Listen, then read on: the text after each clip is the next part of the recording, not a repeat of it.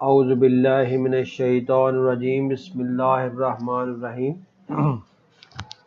ہم اپنے کشف المحجوب کے جو لیکچر چل رہے ہیں ان کو کنٹینیو کرتے ہیں۔ تو آج کا لیکچر شروع ہو رہا ہے فصل سوفسطائی گروہ۔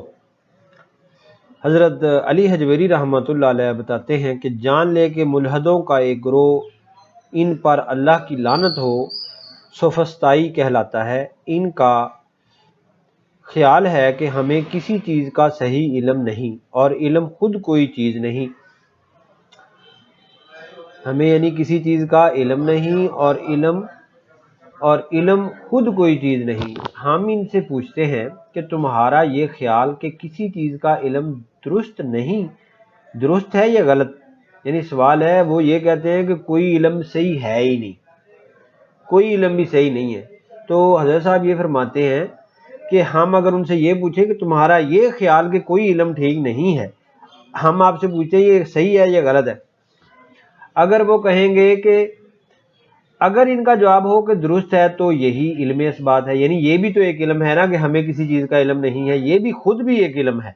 لہٰذا اگر کوئی بندہ یہ کہہ دیتا ہے کہ میرا یہ علم ٹھیک ہے تو علم کا تو اثبات ہو گیا، علم کا کے وجود کے اوپر ہاں تو ہو گئی کہ ہاں جی علم ہے۔ اس طرح کہتے ہیں کہ اس طرح ان کا یہ اگر ان کا جواب ہو کہ درست ہے تو یہی علم اثبات ہے، اگر وہ کہیں کہ غلط ہے تو غلط چیز کی بنا پر معارضہ کرنا امر محال ہے اور ایسے آدمی کے ساتھ بات کرنا حماقت ہے۔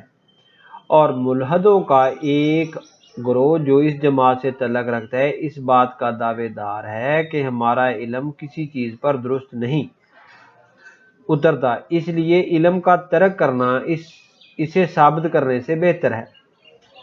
یہ ان کی حماقت اور جہالت ہے، کیونکہ ترک علم صرف دو صورتوں میں ہو سکتا ہے، یا علم سے یا جہالت سے۔ علم تو علم کی نفی نہیں کر سکتا اور علم ترک علم سے ممکن نہیں، اور علم ترک علم سے ممکن نہیں، باقی رہی صرف جہالت، سو جہالت ہی علم کی نفی کر سکتی ہے اور جہالت ہی کی بنا پر علم کو ترک کیا جا سکتا ہے، یعنی علم کو ترک کرنے کا کوئی راستہ ہے ہی نہیں، علم کو ترک کرنے کا کوئی راستہ ہے ہی نہیں۔ حضرت سلطان باہو رحمۃ اللہ علیہ ایک جگہ پہ فرماتے ہیں، آپ کہتے ہیں کہ علم و باج کرے فقیری کافر مرے نمانا ہو، یعنی وہ غریب آدمی جو علم کے بغیر فقیری کرتا ہے تو وہ بیچارہ کافر مرتا ہے۔ علم و باج کرے فقیری کافر مرے نمانا ہو، یعنی وہ بیچارہ آخر میں کافر ہی مرے گا۔ آگے کہتے ہیں غفلت کنو نہ کھل سن پردے دل جاہل بت خانہ ہو، کہ غفلت کی وجہ سے اس کے دل کے پردے نہیں کھلیں گے اور وہ اس کا دل جو ہوگا وہ جاہل بت خانہ ہوگا۔ تو اس بنیاد پر ہم یہ کہہ سکتے ہیں کہ علم کو کسی طرح بھی ترک نہیں کیا جا سکتا۔ علم کو جیسے حضرت صاحب فرما رہے ہیں کہ علم کو صرف جہالت کی بنیاد پر ہی چھوڑا جا سکتا ہے۔ جاہل قابل مذمت ہے اور جہالت کفر و باطل کی ایک صورت ہے، کیونکہ حق جہالت سے بے تعلق ہے۔ یہ نظریہ جملہ مشائخ کرام کے مسلک کے خلاف ہے۔ جب ملحدوں کا یہ قول عام لوگوں تک پہنچا تو انہوں نے اسے اپنایا اور پکار اٹھے کہ جملہ اہل تصوف اسی روش پر ہیں۔ ان کا اعتقاد ڈگمگا گیا اور وہ حق و باطل میں تمیز کرنے سے عاری ہو گئے۔ ہم اب ان سب کو سپرد خدا کرتے ہیں اور اپنی گمراہی میں بھٹکتے پھرے۔ اگر دین ان کا ساتھ دیتا تو شاید ان کو بہتر تصوف کی توفیق ہوتی، وہ راست بازی کے دامن کو نہ چھوڑتے، دوستان حق کو اس نظر سے نہ دیکھتے اور اپنے حق میں قدر احتیاط سے کام لیتے۔ اگر کچھ ملحد اہل تصوف کا طریقہ اس خیال سے اختیار کر لیں کہ وہ ان کی بدولت اپنے ذاتی مصائب سے نجات پائیں، وہ ان کی عزت و توقیر کے سایہ عاطفت میں زندگی بسر کریں، تو اس کا یہ مطلب نہیں کہ سب اہل تصوف کو اس رنگ میں رنگا ہوا سمجھا جائے اور ان کے معاملہ میں کھلم کھلا بحث و مباحثہ کر کے ان کی عزت و شان کو پاؤں تلے روندا جائے۔ جیسے میں تھوڑی سی بات اس میں ایڈ بھی کر دوں، ہمارے ہاں جو کچھ لوگ ہیں وہ اولیاء اکرام پہ، صوفیاء اکرام پہ بہت تانا بازی کرتے ہیں اور تنقید کرتے ہیں کہ جی ان کے طریقے یوں ہیں، ان کے طریقے اس طرح ہیں، ان کے طریقے اس طرح ہیں۔ تو میری ان سے ہمبل ریکویسٹ یہ ہے کہ پہلے اولیاء اکرام کی کتابیں پڑھیں، ان کی کتابیں پڑھیں، اور کتابیں پڑھنے کے بعد اگر آپ اس نتیجے پہ پہنچیں گے تو پھر ضرور ان کو تنقید کا نشانہ بنائیں۔ لیکن جب آپ ان کی کتابیں پڑھیں گے، جیسے یہ کتاب زیر نظر ہے، تو اس میں کمپلیٹ قرآنی اور احادیث کے حوالوں سے یہ بھری پڑی ہے۔ آپ تنقید کرنے سے پہلے جو بھی نقاد ہے وہ پہلے کتابوں کو پڑھ لے، پھر کوئی بات کرے، اس سے پہلے وہ کوئی بات نہ کرے، کیونکہ جب تک آپ کو، جیسے ابھی ذکر ہوا تھا کہ علم کی جہتیں بے بہا ہیں، علم کی جہتوں کو سمجھنے کے لیے پہلے انسان کو قرآن، احادیث اور اولیاء اکرام کی کتابیں، دوسری کتابیں جو ریلیونٹ ہیں وہ پڑھیں، پھر آپ کسی چیز پہ بات کریں۔ بغیر علم کے بات کرنا جو ہے وہ انتہائی خطرناک ثابت ہو سکتا ہے۔ سورج کے اوپر کوئی اوپر کو منہ کر کے تھونکے گا تو سورج پہ نہیں جائے گا، وہ کہیں اور جائے گا، وہ اس کو سمجھنا چاہیے وہ کہاں جائے گا۔ مجھے ایک علم کے ایسے دعوے دار سے مناظرہ کرنے کا اتفاق ہوا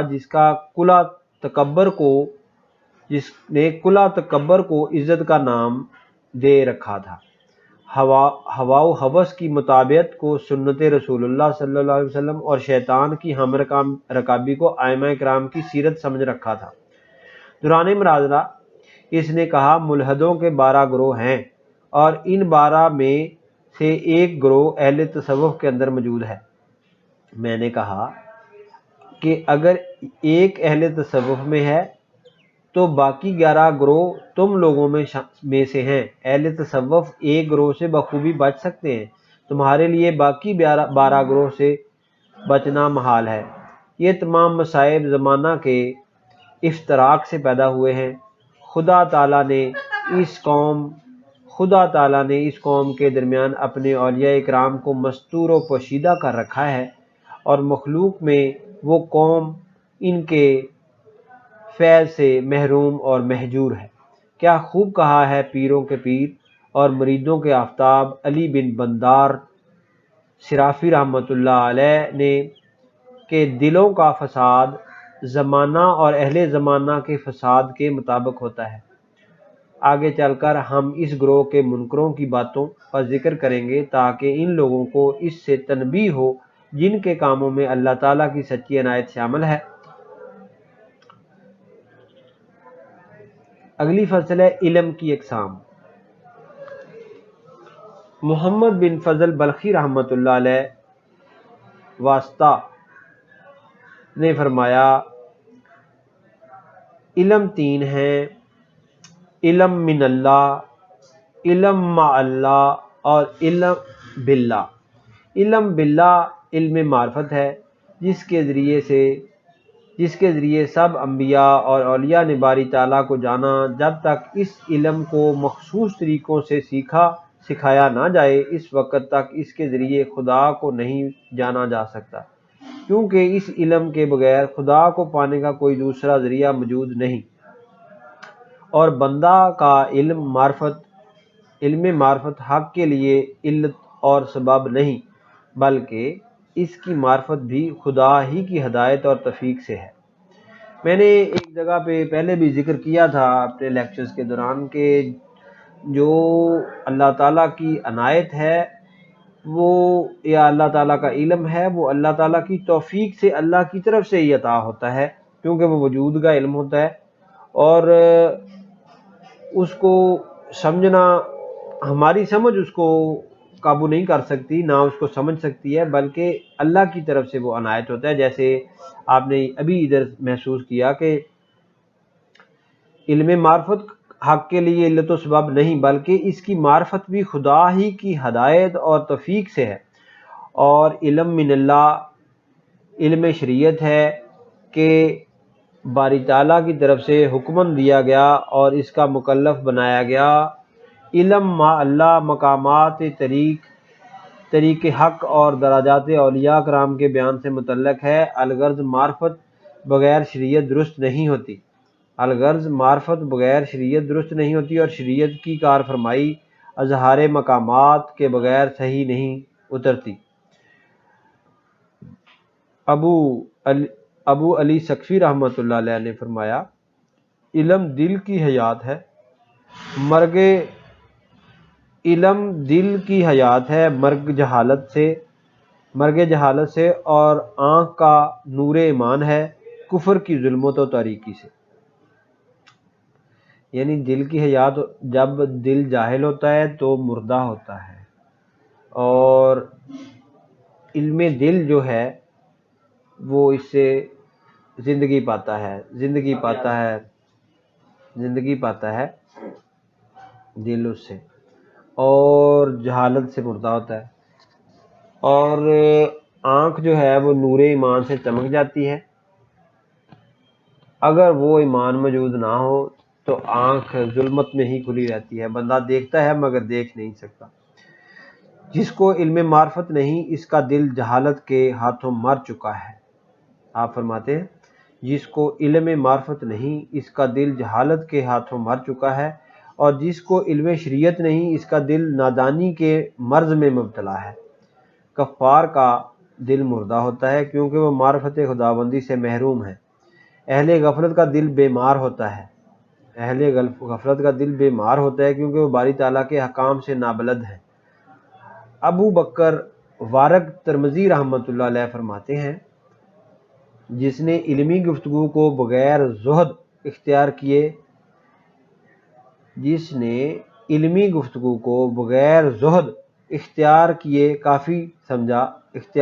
کافی سمجھا وہ بے دین ہوا، اور جس نے فقہ کو بغیر تقوی کے اپنایا فاسق ہوا۔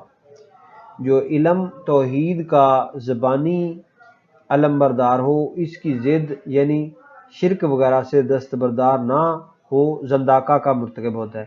یعنی ایک طرف تو بندہ توحید کا اظہار کر رہا ہے اور دوسری طرف وہ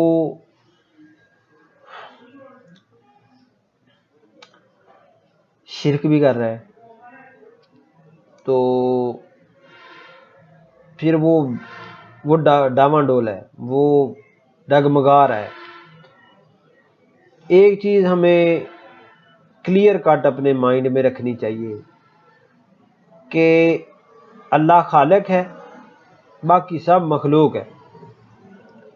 اللہ خالق ہے، سب مخلوق ہے باقی۔ تو خالق اپنی مخلوق کو اپنی مرضی کے مطابق، اپنے اذن کے مطابق جو علم مرضی دے دے، لیکن وہ اس علم کا خالق اللہ تعالیٰ ہے، اور ہر قسم کی مدد اللہ تعالیٰ کی طرف سے ہے۔ تو اگر ہم اس میں کسی قسم کی کوئی تفریق کرتے ہیں تو پھر ہم خطرات میں مبتلا ہو جائیں گے، کیونکہ قرآن مجید میں اللہ پاک نے سینکڑوں دفعہ اس بات کی طرف توجہ مبذول کروائی ہے، جیسے کہ سورہ طٰہٰ میں ہے، الہکم الہ واحد لا الہ الا هو الرحمن الرحیم۔ تو الہ واحد، جب ہم نماز پڑھتے ہیں تو وہاں بھی ہم یہ کہتے ہیں ایاک نعبد و ایاک نستعین، ایاک نعبد و ایاک نستعین، ہم تیری ہی عبادت کرتے ہیں اور تجھی سے مدد مانگتے ہیں۔ تو دوستو، ہمیں اس بات کے بارے میں کلیئر کٹ رہنا چاہیے۔ اگر ہم اس میں ذرا سی بھی غلطی کریں گے تو پھر ہم خطرات میں مبتلا ہو جائیں گے، کیونکہ صوفیزم کو سمجھنا اور اس پہ عمل پیرا ہونا ذرا مشکل کام ہے، یہ جان جوکھوں والا کام ہے، اس میں بندے کی جان بھی جا سکتی ہے، بندے کا ایمان بھی جا سکتا ہے، تو اس لیے بہت کیئرفل رہنا چاہیے۔ اس کا مطلب یہ ہے کہ عمل اور مجاہدہ کے بغیر محض توحید جبر ہے۔ جی عمل اور مجاہدہ کے بغیر محض توحید جبر ہے، اور موحد قول کے اعتبار سے جبری اور فعل کی روح سے قدری ہوتا ہے، تاکہ اس کی روش جبر اور قدر کے بین درست رہے۔ اس چیز کی حقیقت وہی ہے جو ان بزرگ ابو بکر وارق ترمذی رحمۃ اللہ علیہ نے فرمائی کہ توحید جبر کے نیچے اور قدر سے اوپر ہے۔ جو کوئی علم میں توحید کو بغیر عمل محض زبانی پسند کرتا ہے اور اس کے مخالف افکار یعنی شرک وغیرہ سے منہ نہیں پھیرتا، زندیق ہو جاتا ہے۔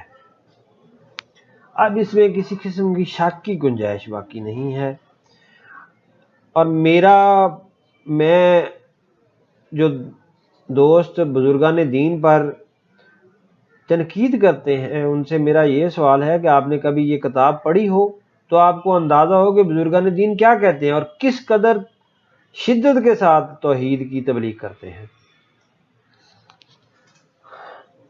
اس میں کوئی گنجائش نہیں ہے۔ فقہ کے لیے احتیاط اور تقوی ضروری ہے۔ جو کوئی بغیر تقوی و پرہیزگاری صرف علم فقہ و شریعت کو کافی سمجھے اور رخصتوں، تعویلات اور شبہات کے تعلق میں ڈوب جائے، یا بغیر کسی اصول کے محض اپنی سہولت کے لیے اجتہاد کرنے والوں کے گرد گھومنا شروع کر دے، یعنی یہ گرد گھومنے شروع کر دے سے مراد یہ ہے کہ خود اپنے آپ کو وہ مجتہد سمجھنے لگے کہ میں تو خود اجتہاد کر سکتا ہوں، حالانکہ علم اس کے پاس کسی چیز کا نہ ہو، تو وہ کہے جی میں تو خود مجتہد ہوں، مجھے تو سارا علم آتا ہے، تو وہ خطرات میں مبتلا ہو جائے گا۔ تعویلات اور شبہات کے تعلق میں ڈوب جائے یا بغیر کسی اصول کے محض اپنی سہولت کے لیے اجتہاد کرنے والوں کے گرد گھومنا شروع کر دے، وہ بہت جلد فاسق و بدکاری کا شکار ہو جاتا ہے، اور یہ صورت صرف غفلت سے پیدا ہوتی ہے۔ اور شیخ المشائخ یحییٰ بن معاذ رازی رحمۃ اللہ علیہ نے خوب فرمایا، پرہیز کرو تین قسم کے لوگوں سے، غافل علماء سے، خوش آمدی کاریوں اور جاہل صوفیوں سے۔ غافل علماء وہ ہوتے ہیں جو دنیا کو اپنا قبلہ دل بنا لیتے ہیں اور شریعت سے راہ آسان تلاش کر کے بادشاہوں اور ظالموں کی پرستش شروع کر دیتے ہیں اور ان کے دروازوں کی خاک چھانتے ہیں۔ یہ بہت بہت امپورٹنٹ بات ہے کہ غافل علماء کون ہوتے ہیں، جو آج کل آپ کو نظر آ سکتے ہیں۔ اگر آپ غور و فکر کریں گے تو آپ کو سامنے نظر آ جائیں گے کہ کون سے لوگ اللہ تعالیٰ کی صحیح سے محبت کرتے ہیں اور اس کے علم اور اس کی کتابوں کا صحیح احترام کرتے ہیں، اور کون جو ہے وہ بادشاہوں کے پیچھے بھاگتے ہیں اور رتبے اور مرتبے چاہتے ہیں۔ غافل علماء وہ ہوتے ہیں جو دنیا کو اپنا قبلہ دل بنا لیتے ہیں اور شریعت سے راہ آسان تلاش کر کے بادشاہوں اور ظالموں کی پرستش شروع کر دیتے ہیں، ان کے دروازے کی خاک چھانتے ہیں، لوگوں کی عمارت کو اپنی سجدہ گاہ بنا لیتے ہیں، اپنی عقل و دانش کے تکبر میں مبتلا ہوتے ہیں، اپنے کلام کی باریکیوں پر شیفتہ، اماموں اور استادوں پر زبان دراز، بزرگان دین پر برہم اور لاف زنی میں مشغول۔ اگر دونوں جہان ان کے ترازو کے پلڑے میں ڈال دیے جائیں تو معلوم نہ ہو کینہ اور حسد ان کا مذہب ہے۔ یہ سب کچھ علم کے دائرے سے باہر ہے۔ علم تو وہ صفت ہے کہ جس سے تمام جہالت ختم ہو جاتی ہے۔ قراء مداحنین وہ لوگ ہوتے ہیں کہ اگر کوئی کام ان کی ہوس کے مطابق ہو تو وہ اس کی تعریف کے پل باندھ دیتے ہیں، اور اگر مخالف ہو تو اس کی مذمت شروع کر دیتے ہیں، چاہے وہ حق و صداقت پر مبنی ہو۔ اپنی کارگزاری کا جاہ حشمت کی صورت میں سلا جاتے ہیں اور برے کاموں پر بھی لوگوں کی تعریف کرتے ہیں۔ جاہل صوفی وہ ہوتا ہے، یہ باری باری ان کا بیان ہو رہا ہے، جاہل صوفی وہ ہوتا ہے جو صحبت پیر سے محروم ہو اور اس نے کسی بزرگ سے کسب ادب نہ کیا ہو، لوگوں کے درمیان اچھل پڑا ہو، بغیر زمانہ کی سختی برداشت کیے سبز پوش بن گیا ہو، اپنی کور چشمی سے وہ اہل تصوف کی مجلس میں سما جاتا ہے اور پاسِ حرمت چھوڑ کر مسرت و انبساط سے مستغرق ہو جاتا ہے۔ وہ اپنی حماقت کی وجہ سے سب کو اپنے جیسا خیال کرتا ہے اور اس طرح حق و باطل کی تمیز کا دروازہ اس کے لیے بند ہو جاتا ہے۔ بس یہ 3 گروہ ہیں جن کو انہوں نے صاحب توفیق لوگوں کے لیے بیان کیا اور اپنے مریدوں کو ان کی صحبت سے منع فرمایا، اس لیے کہ وہ سب کے سب اپنے دعووں میں جھوٹے اور اپنے رویہ میں ناقص ہیں۔ اور ابو یزید بسطامی رحمۃ اللہ علیہ نے فرمایا، میں نے 30 سال مجاہدہ کیا مگر مجھے کوئی مشقت علم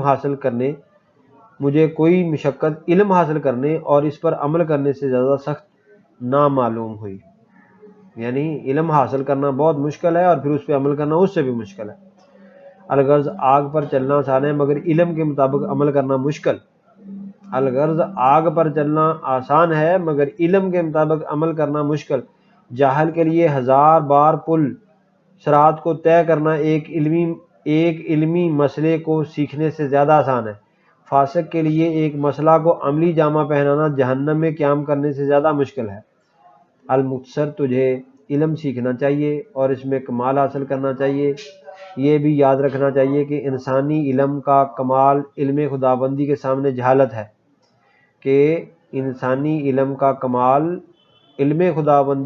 جہالت ہے۔ پس اس قدر جان کہ تو کچھ نہیں جانتا۔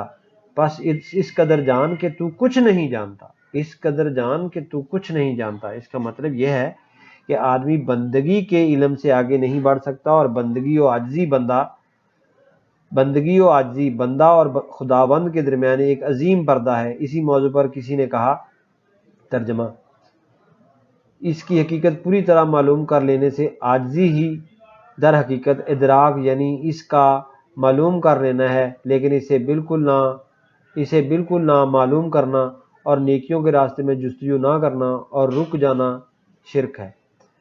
جو علم حاصل نہیں کرتا اور اپنی جہالت پر اڑا رہتا ہے مشرک ہوتا ہے، اور جو سیکھتا ہے اور اپنے کمال علم میں معنی کا ظہور دیکھتا ہے اور اس کا غرور علم ٹوٹ جاتا ہے، وہ جان لیتا ہے کہ اس کا علم اس کی عاقبت کے علم